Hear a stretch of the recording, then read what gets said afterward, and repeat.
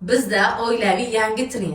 Men Muhammadni, akasi va ukasini nima deb urishaman va nima deb qo'rqitaman. Eshitaman, muhokama qilmayman. Qani ketdik.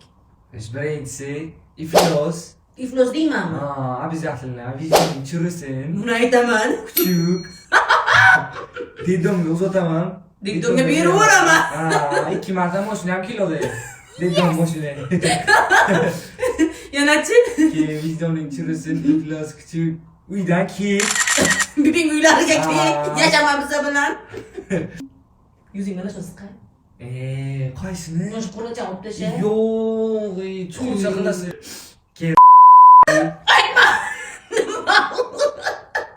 Aytaysiz. Tit qilib qo'yaman. Yanachi, yaramas Gargamel.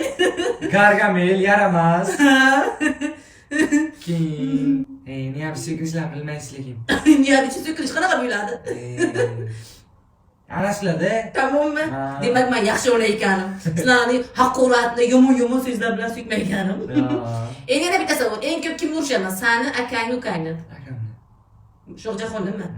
Eng ko'p urishmaydiganim? Akbarsi. Asalcha. Sanchi? Nanasini bitta mutchi. Mana.